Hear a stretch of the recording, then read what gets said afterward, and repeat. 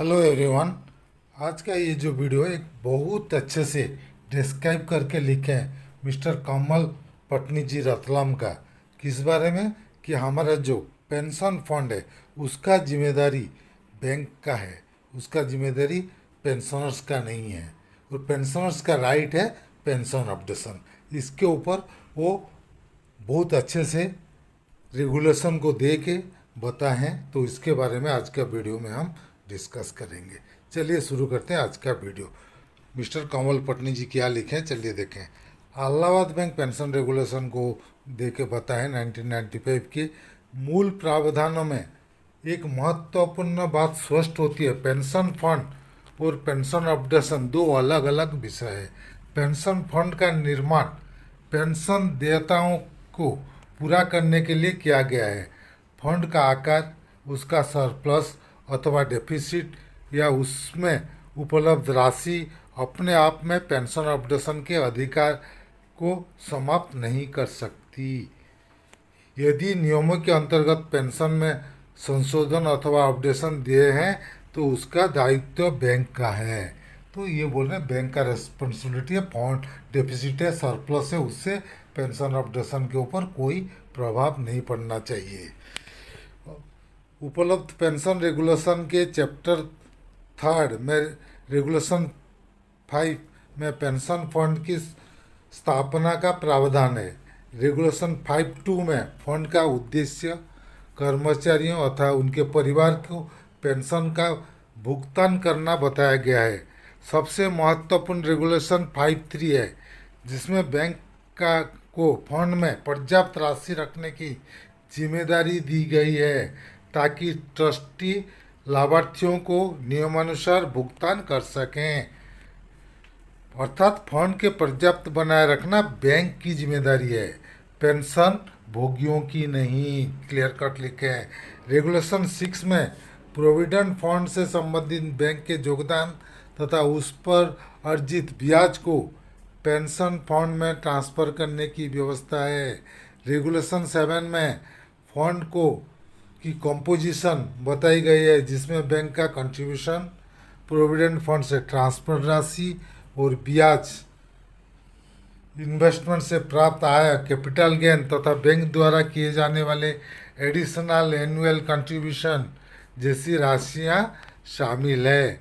उसमें यह प्रश्न और महत्वपूर्ण हो जाती है कि जब फंड की संरचना और उसे पर्याप्त बनाए रखने की जिम्मेदारी स्वयं बैंक पर डाली गई है, तो बाद में पेंशन भोगियों को वैधानिक पेंशनरी बेनिफिट को केवल पेंशन फंड की स्थिति का हवाला देके क्यों रोका जाए। कोर्ट में जैसे बोल रहे हैं बहुत खर्चा होगा पेंशन अपडेशन करने में के लिए, वो आप नहीं बोल सकते, क्योंकि बैंक का जिम्मेदारी है जो भी शॉर्टफॉल होगा भरपाई करने का। रेगुलेशन 10 में फंड के अकाउंट रखने, प्रत्येक वित्तीय वर्ष के बाद फाइनेंशियल स्टेटमेंट तैयार करने और अकाउंट का ऑडिट कराने का प्रावधान है। रेगुलेशन 11 तो उसमें भी अधिक स्पष्ट है। उसमें बैंक को प्रत्येक वित्तीय वर्ष फंड की फाइनेंशियल कंडीशन की एक्चुरियल कंट्रीब्यूशन करने का व्यवस्था की गई है। एक्चुअल इन्वेस्टिगेशन कराने और बेनिफिट को सुरक्षित रखने के लिए आवश्यक एडिशनल एनुअल कंट्रीब्यूशन करने की व्यवस्था की गई है। अगर शॉर्टफॉल होता है तो बैंक को देना है। उसका सीधा अर्थ है यदि फंड में भविष्य की पेंशन लायबिलिटीज पूरी करने के लिए राशि कम पड़ती है तो नियमों ने उसका समाधान भी पहले से निर्धारित कर रखा है। बैंक आवश्यक एडिशनल कंट्रीब्यूशन करेगा। यही प्रावधान उस स्तर पर गंभीर प्रश्न खड़ा करता है जिसमें पेंशन अपडेशन को पेंशन फंड की उपलब्धि राशि से जोड़कर देखा जाता है। जो बोलते हैं पेंशन फंड को जोड़ा जाता है वो गलत है। यदि एक्चुअरी की गणना के अनुसार फंड को मजबूत करने की आवश्यकता हो सकती है और रेगुलेशन स्वयं बैंक को एडिशनल एनुअल कंट्रीब्यूशन करने का दायित्व देती है, पेंशन फंड की कमी या संबंधित भविष्य लायबिलिटीज का भार पेंशन भोगियों पर डालना नियमों की भावना के विपरीत प्रतीत होता है।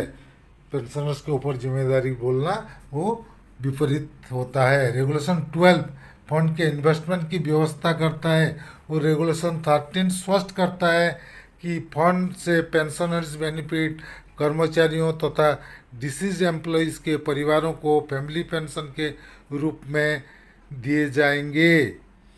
क्लियर कट सब चीज़ लिखा हुआ है, देखिए, दिए जाएंगे। इसलिए पेंशन फंड का मूल उद्देश्य पेंशन देवताओं के पूरा करना है। फंड स्वयं पेंशन अपडेशन का स्रोत या अधिकार का निर्धारक नहीं है। पेंशन अपडेशन के लिए फंड का जिम्मेदार नहीं है, फंड का आप नहीं बता सकते। यह अंतर समझना अत्यंत आवश्यक है। पेंशन का अधिकार और उस अधिकार को पूरा करने के लिए बनाई गई वित्तीय व्यवस्था दो अलग अलग बातें हैं। जिस प्रकार वेतन संशोधन के लिए बैंक को पहले से कोई अलग सैलरी फंड बनाकर रखना आवश्यक नहीं होता है, उसी प्रकार पेंशन अपडेशन के अधिकार केवल उस आधार पर निर्भर नहीं किया जा सकता कि पेंशन फंड में कितनी राशि दिखाई दे रही है। Yes, correct. बाइपार्टेट सेटलमेंट के टाइम में तो आप नहीं देखते हैं कि सैलरी फंड अलग है, उसमें कम है ज़्यादा है, पेंशन आपको सैलरी अपडेशन करना ही पड़ता है, बैंक देता है। ये भी प्रावधान इसमें है कि पेंशन फंड में शॉर्टफॉल होगा तो बैंक को देना है। तो पेंशन फंड के अपडेशन के इसके साथ जोड़ना गलत है। पहले यह निर्धारित होना चाहिए कि रेगुलेशन और लागू सेटलमेंट के अनुसार पेंशन भोगियों को क्या लाभ दिया है, उसके बाद उस दायित्व को पूरा करने के लिए आवश्यक वित्तीय व्यवस्था करना बैंक का दायित्व है। पेंशन अपडेशन जो ड्यू है उसको देना है, जो शॉर्टफॉल होगा उसको बैंक के देने का दायित्व है, रेस्पॉन्सिबिलिटी है बैंक को। इसलिए पेंशन फंड को पेंशन अपडेशन के विरुद्ध ढाल बनाना उचित नहीं है। यदि पेंशन अपडेशन के कारण अतिरिक्त फाइनेंशियल लायबिलिटीज आती है तो रेगुलेशन में उसका समाधान एक्चुरियल असेसमेंट और आवश्यक एडिशनल कंट्रीब्यूशन पहले से मौजूद है। बैंक फंड को ट्रस्टी और कंट्रीब्यूटर दोनों हैं, पेंशन फंड को फाइनेंशियर नहीं है। यह भी विचारणीय है कि पेंशन फंड में जमा राशि अंततः किस उद्देश्य के लिए है। रेगुलेशन 5(2) स्वयं उसका उत्तर देता है, कर्मचारियों अथवा उसके परिवार को पेंशन प्रदान करना, उसीलिए ये फंड है। उसीलिए फंड के राशि को उद्देश्य पेंशन भोगियों को वैध पेंशनरी बेनिफिट को पूरा करना है, न कि उन बेनिफिट को रोकने का आधार बनाना, उसको बंद करने का आधार नहीं करना। आज आवश्यक इस बात की है कि आईबी और बैंक स्पष्ट करें कि पेंशन अपडेशन को पेंशन फंड की वर्तमान शेष राशि से क्यों जोड़ा जा रहा है। यदि पेंशन फंड में कमी की आशंका है तो रेगुलेशन 11 के अनुसार एक्चुरियल असेसमेंट करा जाए और आवश्यक एडिशनल कंट्रीब्यूशन बैंक करे। यदि फंड में सरप्लस है तो उसकी स्थिति actuarial valuation, annual account investment, income, expenditure और एडिशनल कंट्रीब्यूशन का पूरा पारदर्शी लेखा पेंशन भोगियों के सामने रखा जाए। जो भी फंड का पोजीशन है पेंशनर्स के सामने उसको रखना चाहिए, पेश करना चाहिए। 20 वर्षों से अधिक समय से पेंशन अपडेशन के प्रतीक्षा कर रहे पेंशन भोगियों को सामने असली प्रश्न यह नहीं है कि फंड में पैसा कितना है। असली प्रश्न ये है कि नियमों के अनुसार पेंशन भोगियों को क्या मिलना चाहिए और उस दायित्व को पूरा करने की जिम्मेदारी किसकी है। उन रेगुलेशन को पढ़ने पर कम से कम इतना स्पष्ट दिखाई देता है कि पेंशन फंड को पर्याप्त बनाए रखना और आवश्यक एडिशनल कंट्रीब्यूशन करना बैंक की रेगुलेटरी रेस्पॉन्सिबिलिटी है। अंत पेंशन फंड की स्थिति को पेंशन अपडेशन के अधिकार का विकल्प बनाना उचित नहीं होगा, क्योंकि अभी जब देखते हैं आपका एडिशनल एफिडेविट जमा किए तो उसमें लिखे हैं कि बहुत बैंक के ऊपर बोझ हो जाएगा, बहुत सारा दे चुके हैं और देंगे तो बोझ हो जाएगा बैंक को, बैंक के ऊपर ज़्यादा बोझ हो जाएगा। ये बात नहीं हो करना चाहिए, बैंक को देना है रेगुलेशन के हिसाब से जो भी शॉर्टफॉल होगा। पेंशनर भोगियों अपना हक मांग रहे हैं, फंड की भीख नहीं। फंड का प्रावधान बैंक की जिम्मेदारी है। पेंशन अपडेशन पेंशन भोगियों का अधिकार है। हमारा अपडेशन हमारा राइट है। एज पर 35(1) बैंक अपनी वित्तीय जिम्मेदारी से बचने के लिए पेंशन फंड को बहाना नहीं बना सकता। अब समय आ गया है कि आईबीए, बैंक प्रबंधन और प्रबंधित अधिकरण उस मूल प्रश्न का स्पष्ट उत्तर दें।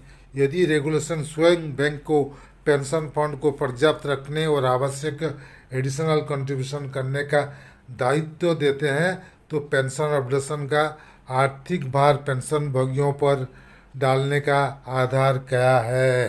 पेंशन अपडेशन होता है तो उसका बोझ पेंशनर्स को देना क्या राइट है? ये क्वेश्चन है लास्ट में नीचे। मिस्टर कमल पटनी, रतलाम, ये लिखे हैं, बहुत अच्छे से लिखे हैं, मैं आपको पास दिया।